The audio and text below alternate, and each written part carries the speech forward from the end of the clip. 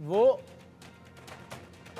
सुरक्षा व्यवस्था को ना खराब कर सके। तो वहीं एक बार फिर हिमाचल से बड़ी खबर आपको बताऊं, जहां आपको बता दूं कि मंडी की मस्जिद को लेकर प्रशासन जो है वो अब एक्शन में नजर आ रहा है और नगर निगम ने बिजली और पानी का कनेक्शन काट दिया है।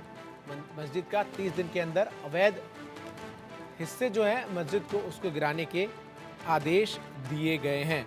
तो महाराष्ट्र से बड़ी खबर के बाद अब हिमाचल से ये बड़ी खबर मैं आपको बता रहा हूं, जहां मंडी में जिस मस्जिद को लेकर पूरा विवाद चल रहा था, वो विवाद जो है अब आगे बढ़ता हुआ फैसला जो सामने आया, उसमें जो 2 अवैध मंजिल हैं उन्हें गिराने के आदेश दिए गए।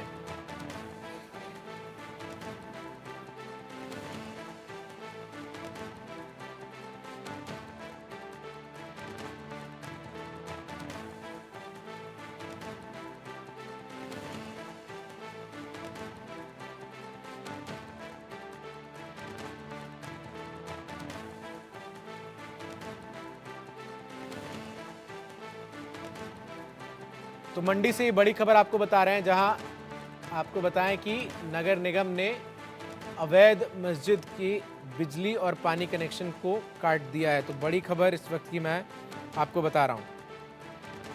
हिमाचल प्रदेश के मंडी शहर में मस्जिद के 2 अवैध मंजिल को लेकर सुक्खू सरकार अब एक्शन में आ गई है। मंडी नगर निगम ने 30 दिन के भीतर मस्जिद की 2 अवैध मंजिल को गिराने के आदेश दिए हैं। आयुक्त SH राणा की कोर्ट ने यह आदेश दिया है और करीब 30 साल पुरानी 3 मंजिला ये मस्जिद शहर के जेल रोड पर स्थित है। मस्जिद को लेकर आरोप है कि इसकी ऊपर की 2 मंजिल का निर्माण अवैध रूप से किया गया है। इसके बाद अब इन्हें तोड़ा जाएगा। मस्जिद के साथ ही एक दीवार बनाकर सरकारी जमीन पर अतिक्रमण का भी आरोप है। हालांकि इस दीवार को मस्जिद कमेटी ने खुद ही गिरा दिया है। मस्जिद विवाद को लेकर सुक्खू सरकार निशाने पर आ गई है। अब सरकार का कहना है कि नियमानुसार जो उचित कार्रवाई है वो की जा रही है। सरकार ने हिंदू संगठनों को इस बात का विश्वास दिलाया है कि 30 दिन के भीतर मस्जिद के 2 फ्लोर्स को जो है वो गिरा दिया जाएगा, अगर खुद से ये डिमोलिशन ड्राइव नहीं की गई। आरोप ये था कि मंडी के जेल रोड पर जो मस्जिद है उसके 2 मंजिल बिना अनुमति के बनाई गई। इसको लेकर जून 2024 से ही नगर निगम आयुक्त कोर्ट में ये केस चल रहा था। इस मस्जिद की ज़मीन जो है वो एक मुस्लिम महिला के नाम पर है।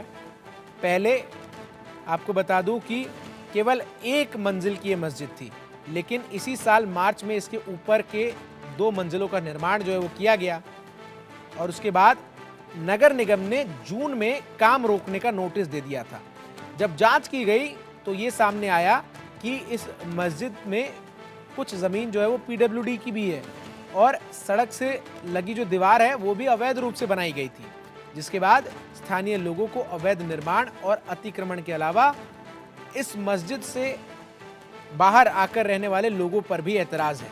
स्थानीय लोगों का आरोप है कि मस्जिद के आसपास बाहरी लोग आकर रहने लगे हैं और ऐसे में इलाके की डेमोग्राफी भी प्रभावित हुई है। अनुराग शर्मा हमारे सहयोगी अधिक जानकारी के साथ इस खबर पर हमारे साथ जुड़ रहे हैं। अनुराग, क्या कुछ अपडेट है और मस्जिद कमेटी की तरफ से इस फैसले को लेकर क्या कुछ कहा गया है? देखिए, सबसे बड़ी बात जो जब जैसे ही शिमला का विवाद उत्पन्न हुआ था उसके इमीडिएट बाद जो है मंडी में ये जो उनको पता लग गया था, क्योंकि लोगों ने हर जगह में हिमाचल के हर अलग अलग जिलों में इस तरह की बातें उठने लग गई थी। तो मंडी एक पहला वो था, स्टेट का पहला जिला था जिसने ये किया था कि हम स्वयं जो है वो उसको रिमूव कर देते हैं।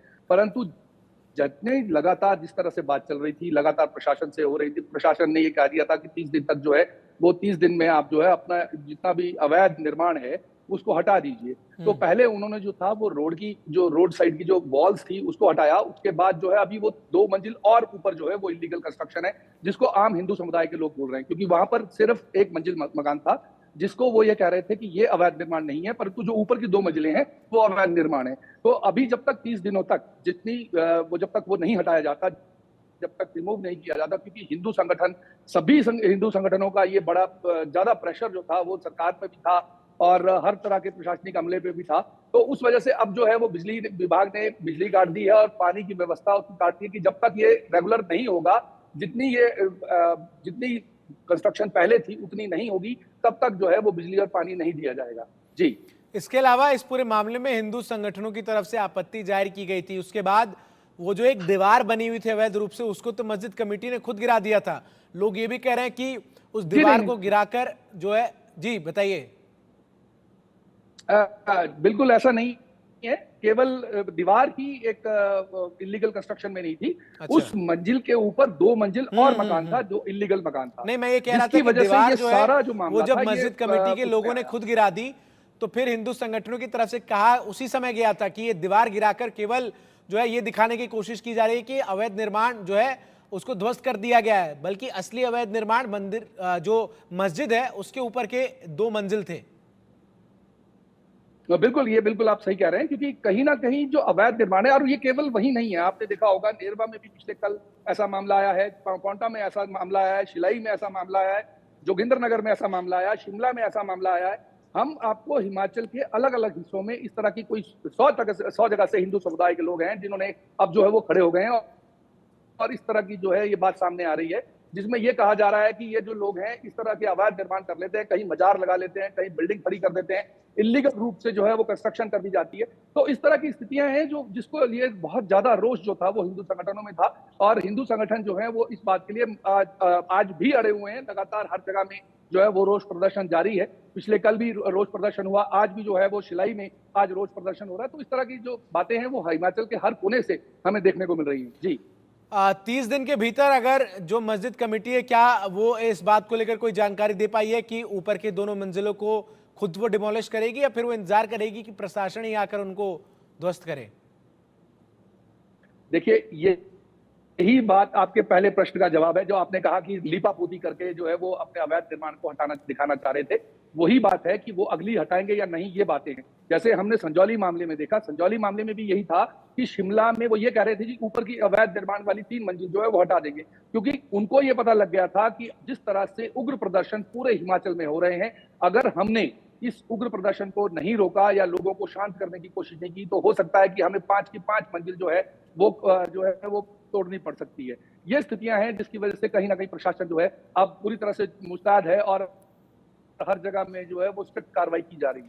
जी। और अनुराग, एक और बड़ा आरोप जो तमाम लोग इसका विरोध कर रहे थे वो ये था कि अवैध निर्माण तो है ही, लेकिन इसके साथ ही साथ जो पूरे एरिया की डेमोग्राफी है उसको भी बदलने की कोशिश जो है वो यहां से की जा रही है। देखिए, बिल्कुल, बिल्कुल सही बात है, क्योंकि बात क्या है कि मस्जिद निर्माण एक अलग बात है कि जिसमें आप ये कहें कि 1 मंजिल, 2 मंजिल, 3 मंजिल, क्योंकि उसको हटा दिया जा सकता है, परंतु उसके साथ समस्या क्या है कि उसके साथ में छोटी-छोटी दुकानें जो हैं, वो वहाँ पर आ जाती हैं, छोटे-छोटे दुकानदार आ जाते हैं, जिसकी वजह से आपने देखा होगा 4-5 दिन पहले सोलन में भी बहुत बड़ा रोष प्रदर्शन जो था, वो अवैध लोगों के जो बिना पंजीकरण के लोग रह रहे हैं, उस पर हुआ था।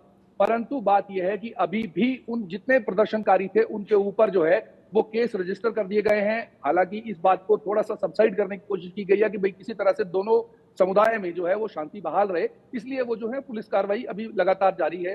परंतु जितने भी हिंदू संगठन हैं, मैं आपको ये बात स्ट्रेस देके कहना चाह रहा हूँ कि जितने भी हिंदू संगठन हैं, वो सभी के सभी अभी भी वहाँ पर पूरी तरह से चाक-चौबंद वहाँ पे खड़े हैं और अपनी बात पर पूरी तरह से अड़े हैं कि वो ये कह रहे हैं कि बिना पंजीकरण के जो भी लोग यहाँ पर रह रहे हैं, अवैध रूप से यहाँ रह रहे हैं, उनको यहाँ से या तो उनको रजिस्टर किया ठीक है। जाए, उनका काम जो है, उनके जीएसटी नंबर लिया जाए, इनकम टैक्स नंबर लिया जाए, ये सारी बातें हैं जिसकी